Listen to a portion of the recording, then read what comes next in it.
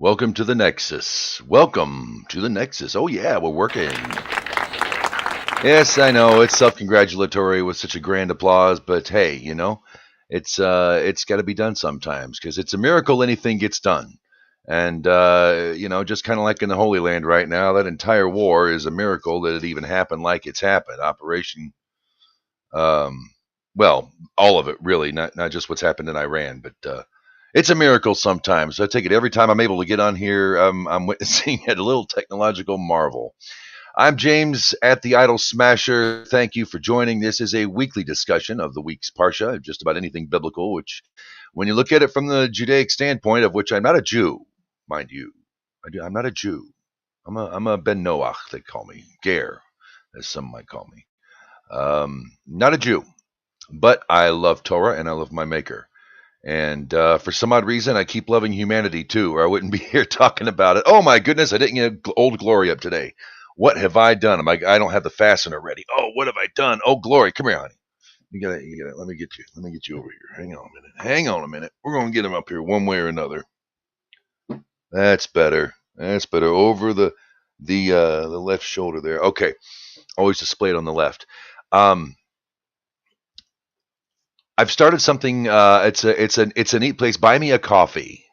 Buymeacoffee.com/the idol smasher, and hopefully get maybe a different setup in here to do the show, maybe even a green screen. You don't have to keep looking at my corner, the only halfway clean corner in the house. So clean, it's the only place I can put my A99 send your signal to the world base station antenna right here. And you can see my hummushing back there and whatnot. No, but we would like to get some better equipment and do maybe a different, a better show. And if you would like to help that happen in this channel, then buymeacoffee.com, the Idol Smasher, /the Idol Smasher, excuse me. So we are in Parsha Balak, and a lot, nice action-packed Parsha going on. This is one solid story. Really, I believe you could enjoy it and never have to, you don't need context at this point. The lessons are there. The message is pretty clear. It's almost humorous. From afar, it's an incredibly humorous story. But I was listening to Rabbi Reuben the other day or yesterday when he did his show, and he's one of the many rabbis I enjoy listening to, and he was bringing up a really good point. It's about conversion in so many ways. Like when you actually convert to becoming a Jew, when you go into the nation, when you become a part of the tribe, not just a member or a friend of, but when you are actually part of the tribe. It's like becoming Cherokee. When you're honored in to become part of a tribe, when you become an Israelite. I'm a convert, but I'm not Jewish.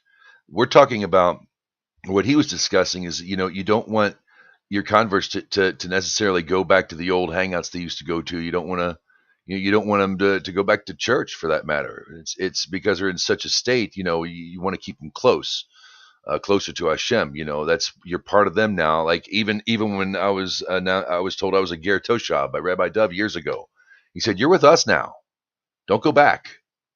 You're here now. This is where you're at. This is where you belong. Don't go back." And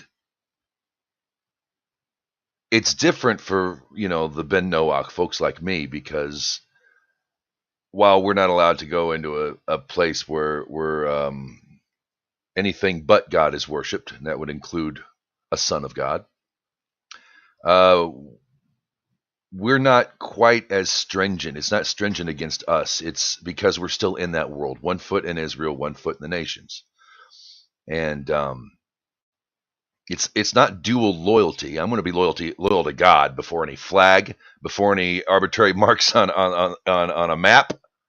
I'm loyal to God first. I'm loyal to God before my wife, before my kids, before my own mother. God first. That's the way it's going to be. It's not something imaginary. I can just, it's not an eider down. It's not, a fictional character who I'm going to go see here in a little bit. I'll discuss that in a bit. It will be a shorter show, but hi, Rosalie. I'm trying to finish your thought here. Hang on a second. But he was saying, this is you're witnessing a conversion. with Balaam. He's kind of the foil would-be hero. He's a foil. Actually, yes, he is kind of a foil. But he's a convert. He converts, and even the leaders of Moab and they are already recognizing God. Now they just don't know what to do with him because he's obviously real. At this point, the Israelites or what's happened with the Israelites has shown that God is real. Their God is real, and they even mention God in here in the text, which we'll get to in a bit. Shalom, shalom, Lady Rosalie. How goes it? Sorry, I was a little late. That's okay. Hi, Carla. Carla, ooh, live chat. Hey, I should put the link up for everybody to join. Hello, Carla. I put the link up for the Parsha. All right. This is a Rumble Studio link. If you have a microphone and something to say, and good cheer, we would love to have you, of all religious persuasions or none. Remember back in the day when we could have a Greek pagan, a rabbi, and a couple of Noahides, a Christian, and an atheist all in the same room discussing the And a same thing. Muslim, And Muslims, yes, that's true. Frank. Uh, yeah, Frank's the man. Yes, Green he Soul is. Soup. Hmm. He's my elder. I mean, I know he may not be a little younger, but he's definitely an elder, and he's just got that way about him. And good heart. But this isn't about Frank. Hi, Frank, if you're watching. Hi, how you doing? Nice to see you. Come on in, Carla. You are welcome to. Hello. I'll put you up on the screen here. Look at that. Oh, hello, Carla. Hello back. All right. Good to see you in. All of you here, and for our ratings are going up. More folks are watching. Oh, So nice. folks over at we're back on Facebook now on my page anyway. But you can go to the Orphans of Abraham, catch it there. We're on X. We're on YouTube as well as here at our the home studio of Rumbleville. Rumbleville station, but we are glad to have. And if you want to see the past 10 years of what we've been doing plus more, go to the YouTube page, The Idol Smasher. That we've been doing this for a while with a lot of folks, and it's been a great ride, and we're going to keep it up. Once again, buymeacoffee.com/ the idol smasher if you'd like to help us spruce up our show a little bit. And that's it'll go directly to this channel and primarily this particular broadcast we do. I know I should be doing other stuff and more content. That's the whole thing. Be a content creator. I can't create content. Are you kidding me? It's the Torah's the content. I just blab. Um, And I you're got to good at watch. it too. Well, yeah, I got to watch a good deal. Another man who doesn't blab but says quite a bit. I was talking about Rabbi Reuven. I got to catch about half his class this week. I couldn't stay on much longer, but and you know how what we're looking at is a conversion in this week's parsha, and the distance that you have, and you know the different levels of Gerim, and you know like the Christian we call the Ger Galut, full recognition of God. You know who creates you? God does. You know where do you get that in Genesis? You know that sort of thing. Have you heard of the Ten Commandments? You know where's that at Exodus? You know so it's not like Christians deny God, but they're estranged. They're a little farther away. They feel they need to have something between them and God. And Torah teaches us that's not the way of the world. Um, Balaam would be farther. That would be the Ger Galut Galut. Is there such a thing? What would you call it? A double Galut. This is a guy. He had a Backside. she donkey. Why would Torah tell us like 3 times she donkey? I'm your she donkey. You know, I saw someone looking at German. This is from 1933 in Germany, and it showed it was a man talking about how he saw a woman in this little, pocket dog, those little overbred, little tiny little, and was just giving it so much adoration and love. It's that the more we adore and bring animals up to our level as humans.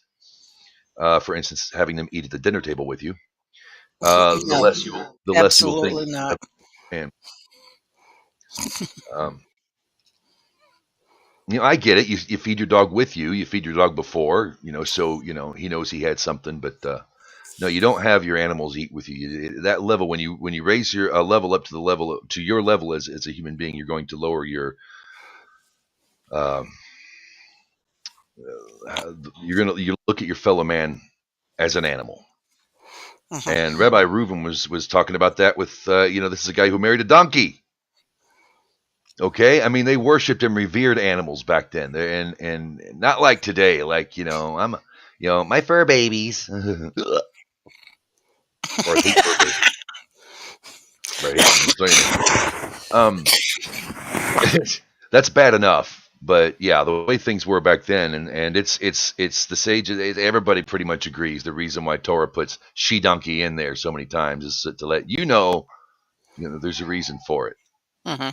They'd been together for quite a while, and even then, the woman sees God before the man, even when it's a donkey.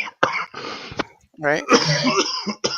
An angel comes down. He's got his sword drawn. He's the presence of God, the messenger of God, basically very angry. And the female caught it. The female donkey caught it before the man did. I mean, God likes you guys a little more. I think, Rosalie. I think God's just you know better with you guys, or we're better. You're better with God than maybe man. Maybe that's a better way to see it. I don't know. But I'm talking a lot. Mhm. You could talk. How about the meme of the week? Meme of the week. Oh, we got memes. We do have memes. I'm going to have music. Hopefully, we got some music coming when I do the Oh, memes of the week. nice. This is going to be a bit shorter of a show. We're going to shave the show just a little bit because I'm a selfish schmuck, and the only time I'm really going to be able to watch this movie, with the schedule I have and what's going on, and what we got going on here, and the eye doctors and dentist appointments and all that, is tonight to go see Superman.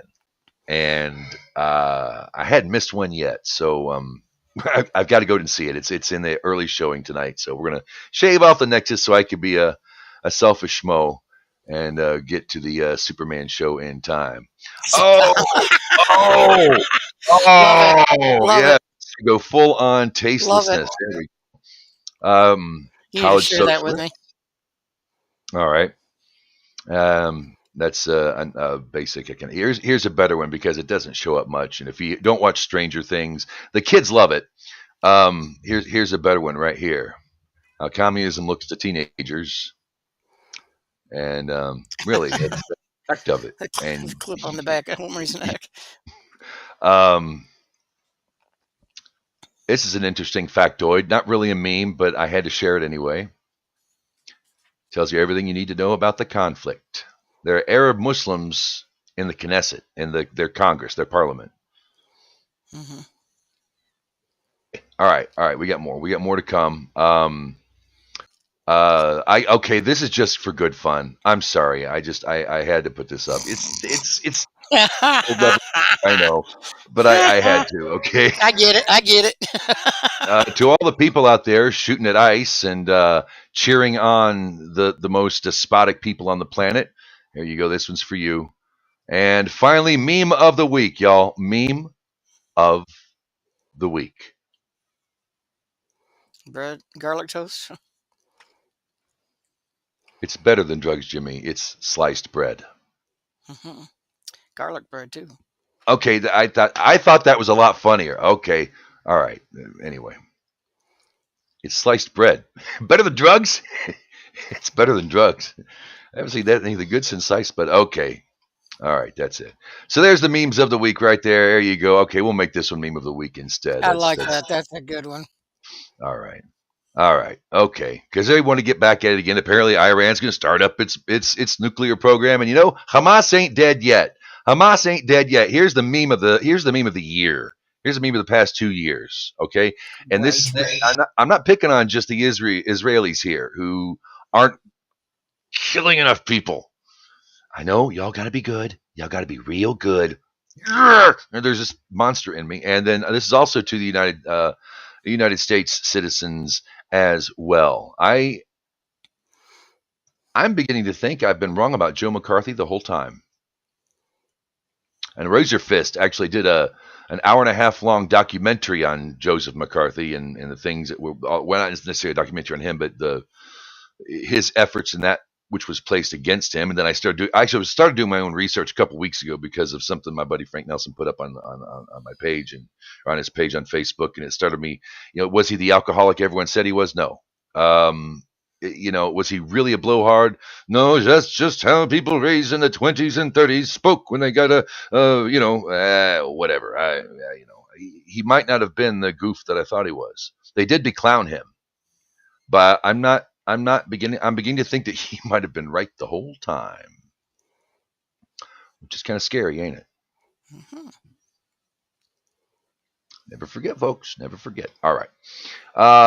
Questions, comments, compliments, complaints, suggestions. Hit that link, that Rumble Studio link. That'll get you in here. God willing, I'll have my eye down here on the participation. In fact, you know what, Rosalie, since you're such a good sport and a good friend, I'm promoting you. You have now been promoted. You make no more than you do now, but you are moderator of the room. You Woohoo, hot too damn. have the power.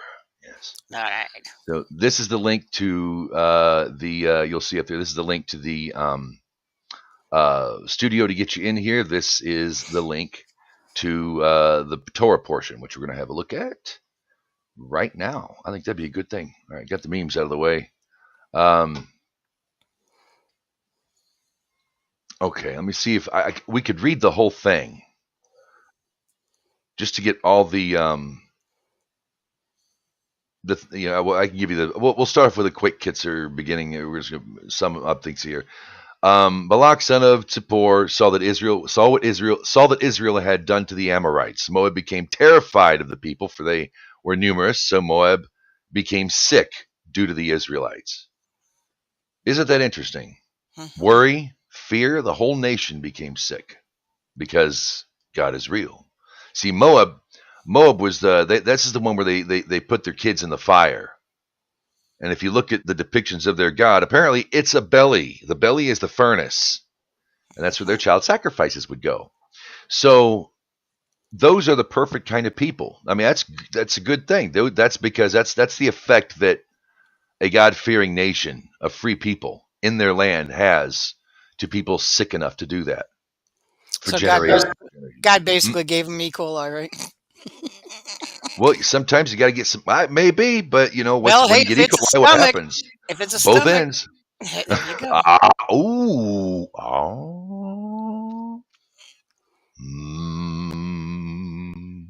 That's really good. Yeah. And then here's an oral statement right here. Moab said to the elders of Midian, "Now this assembly will devour everything around us, as a work bull devours the greens in the field." Balak, son of Zippor, was king of Moab at the time. Now think about that. Oh, how they look at it. It's a land that devours you. Isn't Mhm. that interesting?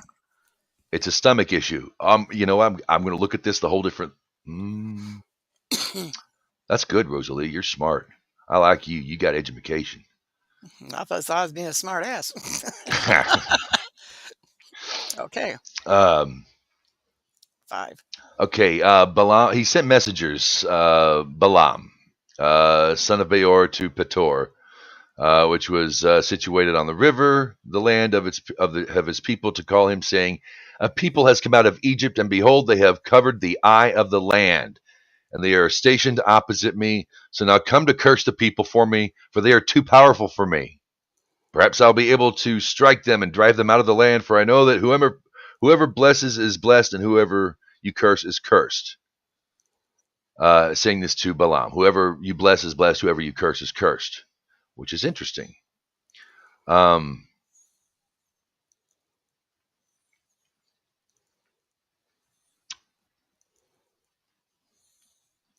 so God came to Balaam. He leaves with some of the nobles. God comes to Balaam because he's on his way to curse the Israelite. "Who are these men with you?" And Balaam said to God, "Hold a minute. That's a conversation. What you're looking at is prophecy in action right there. The Even the sickest of the sick can play a part. Yep.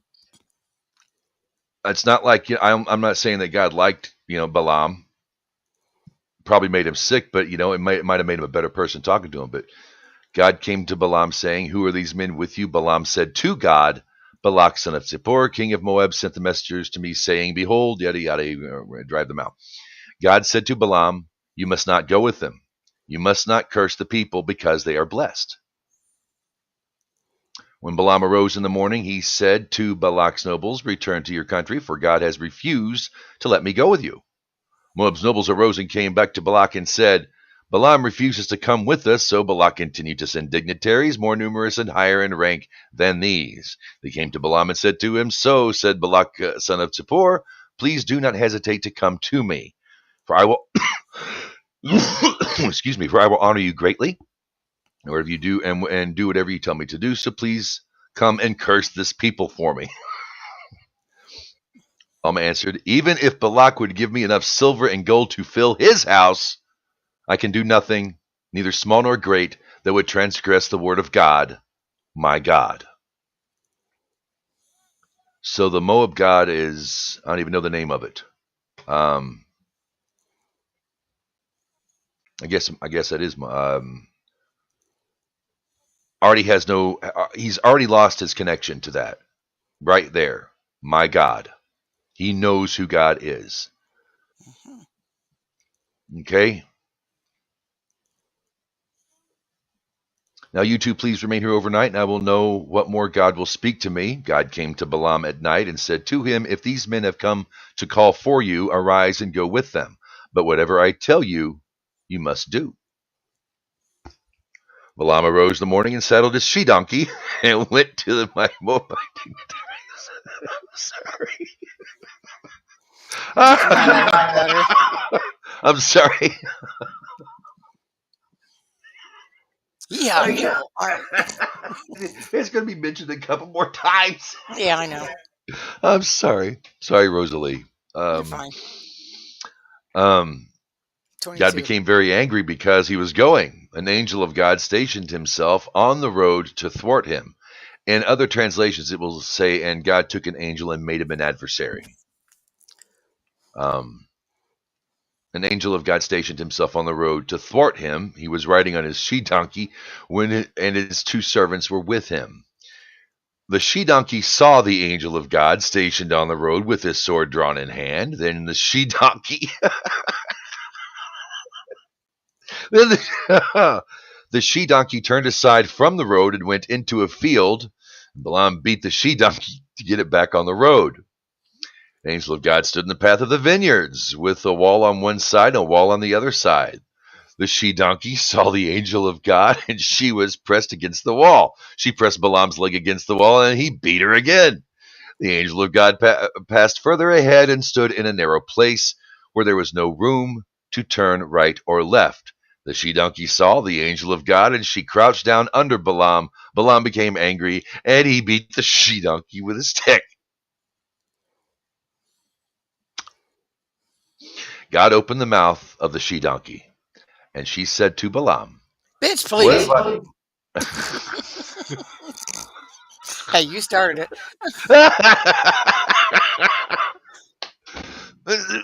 It's so many words, but what have I done to you that you have struck me these 3 times? Balaam said to the she-donkey, for you have humiliated me. If I had a sword in my hand, I would kill you right now. One of these days, Alice. The she-donkey said to Balaam, am I not your she-donkey? On which you have ridden since you first started until now? Have I been accustomed to act like this to you? He said, no. God then opened Balaam's eyes, and he saw the angel of God standing in the road with a sword drawn in his hand. He bowed and prostrated himself on his face. So he's not, even the animal could see God, and he couldn't. That's how low he was, but he knew God, and he prostrates himself. This is an idolater from like one of the grossest people in the Bible. Well, Peor, they're pretty gross too. You know, and he's changed instantly. His friends can't believe it. His king can't believe it. Angel of God said to him, why have you beaten the she-donkey these 3 times? Behold, I came out to thwart you, for you hastened on the journey against me. When the she-donkey saw me, she turned aside these 3 times. Had she not turned aside before me, I would have also killed you now and spared her. Balaam said to the angel of God, I have sinned, for I did not know that you were standing on the road before me. Now, if it displeases you, I will turn back. The angel of God said to Balaam, go with these men, But the word I will speak to you, that is what you must speak. So Balaam went with Balak's dignitaries. All right. Okay, they came to the border at the Arnon River, excuse me. Balak said to Balaam, "Did I not summon you? Why did you not come to me? Am I indeed incapable of honoring you?" Balaam said to Balak, "Behold, I have come to you, but do I have any power to say anything? The word God puts in my mouth, that is what I will speak."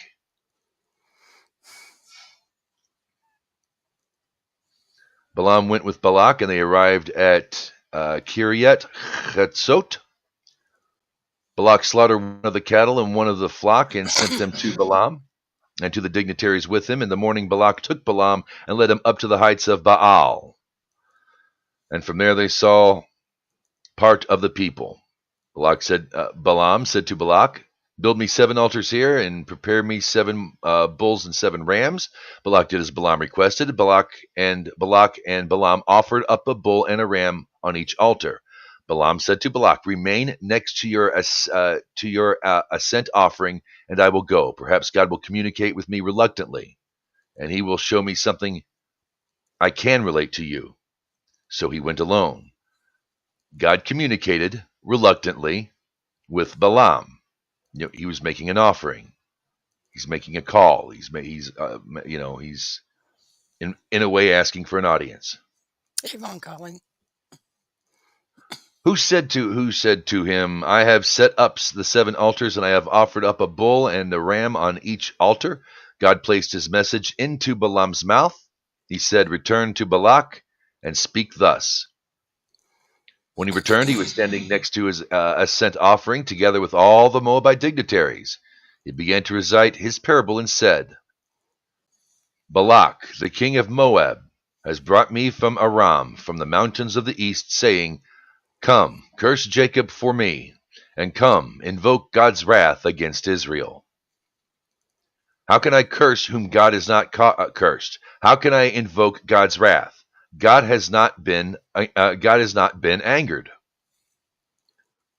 For from their beginning I see them as mountain peaks, and I behold them as hills. See, a nation that will dwell alone; it will not be reckoned among the nations.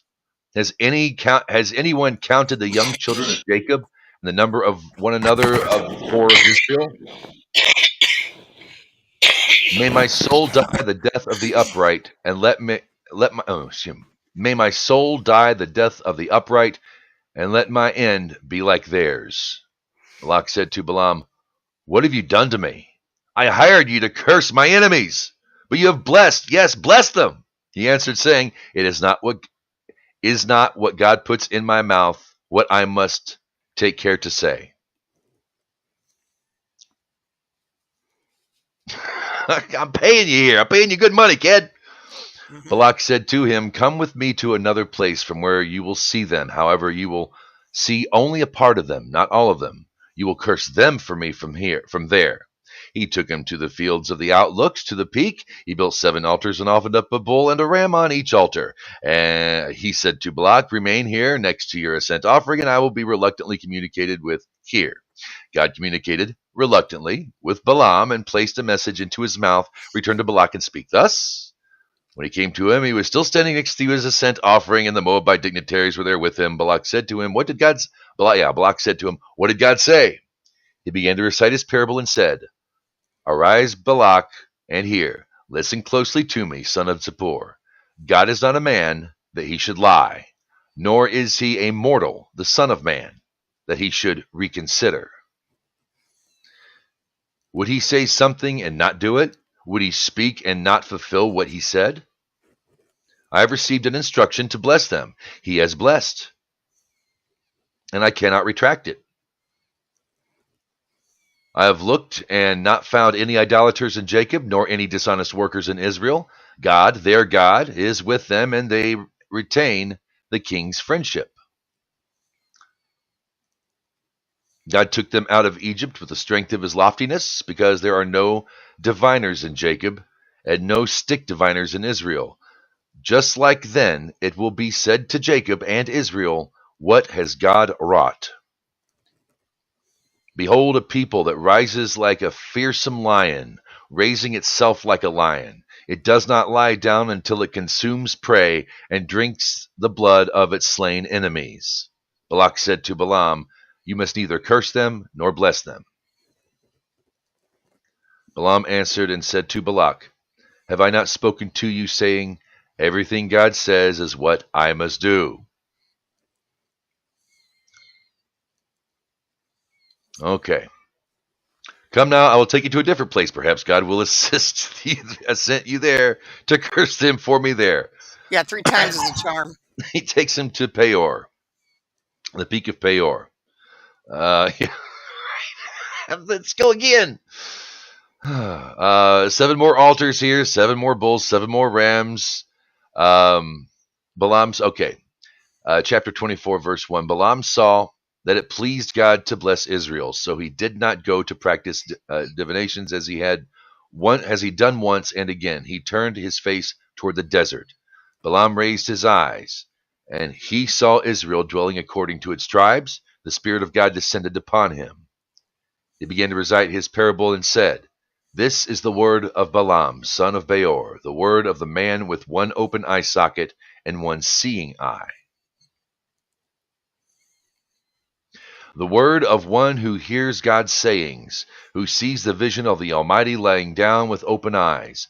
How good are your tents, Jacob, your encampments, Israel. They will extend like streams, like gardens by the river, like aloes that God planted, like cedars by the water. Water will flow from your wells, your seed will have abundant water, your king will be raised over Agag, and your kingdom will be exalted. God, who has taken you out of Egypt with the strength of his loftiness, will consume the nations that are your adversaries, skin their bones, and dye his arrows in their blood. You will settle and dwell like a lion, like a fearsome lion that no one would dare rouse. Those who bless you will be blessed, and those who curse you will be cursed. That sounds familiar, doesn't it? Hmm. Balak became angry with Balaam, and he clapped his hands in frustration. Balak said to Balaam, I called you to curse my enemies, but you've blessed them these 3 times. Now flee back to your place. I said I would not honor you greatly, but God has prevented you from receiving any honor from me. Balaam said to Balak, But I even told the messengers that you sent to me, even if Balak would have given me enough silver and gold to fill his house, I cannot transgress the word of God to do either good or evil on my own. I can speak only what God speaks. And now I'm going to my people. Come, I will advise you what to do, and prophesy what this people will do to your people at the end of days. He began to recite his parable and said, This is the word of Balaam, son of Beor, the word of the man with one open eye socket, and one seeing eye. The word of one who hears God's sayings and knows the mind of the Most High, who sees the vision of the Almighty fallen yet with open eyes. And that's kind of where a lot of us, that's a convert right there. Your eyes are open. You're down. You knock down your tuchus, but you have a chance. I see it, but now I behold it, but not soon. A star shall shoot forth from Jacob, a staff will arise from Israel. He will strike the princes of Moab and undermine all the descendants of Seth. Edom will become a possession, Seir will become a possession of his enemies, and Israel will prosper. A ruler will come out of Jacob, he will destroy the remnant of the city. When he saw Amalek, he began to recite his parable and said, Amalek was the first of the nations, and his end will be everlasting destruction. When he saw the Canaanite, he began to recite his parable and said, Now how firm is your dwelling place, and your nest is set on a cliff. For if the Canaanite will be laid waste, how far will Assyria take you captive? He began to recite his parable and said, Alas, who can survive when God will impose these things? Ships from the Kittites will afflict Assyria, and afflict those on the other side, but he too will perish forever. Balaam rose, departed, and returned home, and Balak went on his way.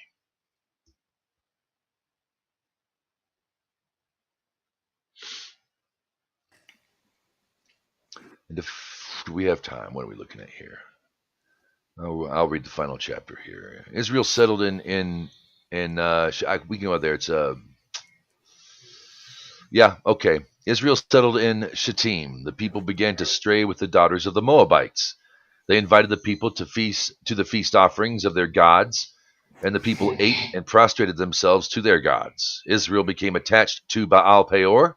God became angry with Israel. God said to Moses, "Take all the leaders of the people and hang the guilty before God facing the sun, when God's anger will be removed. Then God's anger will be removed from Israel." Moses said to the judges of Israel, "Each of you must kill his men who became attached to Baal Peor." An Israelite man came and brought the Midianite woman to his brethren in the sight of Moses and in the sight of the entire community of the Israelites. They were weeping at the entrance to the tent of meeting. Pinchas, son of Eleazar, son of Aaron, the priest, saw and arose from the community and took a spear in his hand.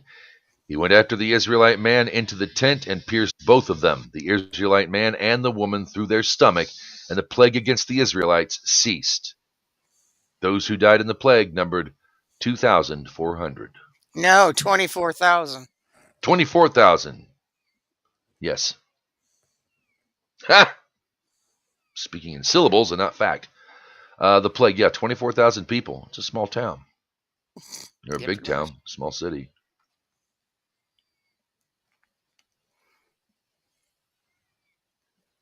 So it would seem that happened before.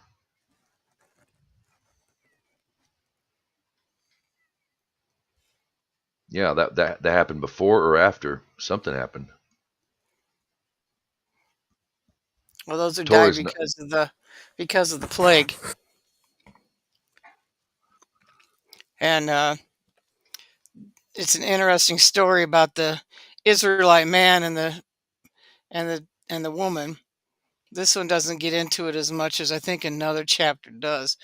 But they were literally having sex in front of everybody, and that's when Pincus turned around and slew them because they were defiling the tabernacle. ah. And when he did that, it's like, hey, we're not fooling around. They died. And the one guy, the Israelite man, was an elder.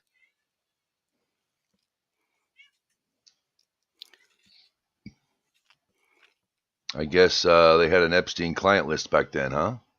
Could be.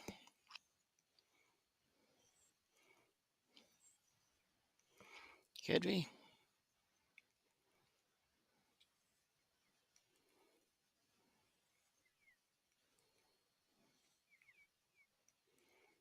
Alan Dershowitz says he's seen the list. He knows who's on it. He's bound by confidentiality by a judge, but it's there to protect powerful people. So, Who knows? a couple of facts that we're forgetting. Maxwell is in prison for getting little girls for Jeffrey, not for other people. So that's what she was found guilty on. That's what she's admitted to doing. And they've got her little black book. Everybody wants the Epstein client list. My thing on this right now is stop. Because Trump said, he was going to give 2 weeks before he decided whether he was going to bomb Iran. And 2 days later, Iran was bombed. Well, they must have pissed him off pretty good. Yeah. Or maybe he just, throwing him off the scent. Maybe he's got a reason for because you don't think that Kash Patel and Bongino know what everyone's thinking. They're not stupid. No. Have some faith. We'll see how it works out. The man's dead. Thank goodness. That's all I've got to say. Now we need more people like him dead. Mm-hmm. Why would I say such a horrible thing? Easy. I said this before. They're doing it again because you didn't hang them last time. Mm-hmm. Justice, justice, justice. Okay, the big question of the day is when warfare must continue? Why must war continue? Why would you want to continue war when there are ceasefire deals waiting around the corner? You can just pluck one out of the trees. So many ceasefire deals and ceasefire deals. War must continue because it's not won.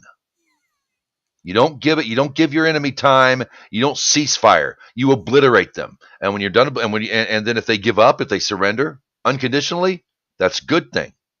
Keep the If they're not, keep it going. Keep it going. otherwise, don't They won't. freaking They don't stop. believe you. They Advance, won't believe you. advance, advance, advance. Don't stop. Push, push, push the line. This is no time. No time. Israel needs to take Gaza. End of story. It's yours already. Stop it. Stop wanting to give it to other people. Stop ideas of other people. Even the United friggin' States. Like, give me a break. We're on our last leg here. We have a choice. Rabbi Singer was saying. I got to watch his latest the other day, or was it today? Yeah, I guess it was. It was this morning. And he's like, America has a choice. Let's hope it's a good one. But America, and I'm like, yeah, we're at the point now because we've been made a great nation by His grace, not because maybe it's what we've done or the people we are, what we try to be, what we aspire to be, maybe. But He's made us a great nation. Now, what are we going to do with that greatness? Where are we going to put it? Remember, my fellow Americans, the people out there, the crazy people out there, the ones, the most undesirable people in our country, hate Jews. It's just kind of funny how the sickest, most twisted, goofiest, most dangerous people out there hate the Jews in our country. I'm not talking about Middle East. Here. A lot of them are self-hating Jews as well. Self-hating Jews. They want to drop kick them. Well, we want to get them back. We want to get them back home. I know. And I'm not drop kicking any self-hating Jews, Lord. But here's to the Lord who tempts us, tests us. I'm being a good boy. I didn't drop kick one person today. That's good. That's good. All right. Yeah, there's probably like 5 dozen that I was ready to. Folks, Rosalie, I want to have to wrap this up early. That's fine. My childhood heroes. I'm 50 years old. I'm going to see a Superman movie. Yes, Yay. I am a nerd. We went to a carnival day before yesterday or last night, whenever it was. And one of my favorite joys in the world, like playing a guitar or talking Torah, but is our amusement rides. I love a carnival. I love rides. I love the idea of an amusement park. I love the idea of a fair and a carnival and a midway. And I got about 10 rides, and I couldn't do it no more. I just can't do it. I'm definitely 50. I'm definitely 50. I can hold off, but it got rough there in the end, man. But anyway, I'm gonna go head to the cinema. Have a safe and victorious Shabbat, Israel. Rosalie, any final words? No more tilt-a-whirl for you. No. Yeah, Shabbat Shalom to everybody. It's like just thinking about Strawberry Hill and you get that nasty taste in your mouth. Just thinking about being on it. Flow Jen. Yeah. Ooh. Shabbat Shalom, everybody. Be well. Thanks for tuning in. We'll see you next week. Yes. Have a good time.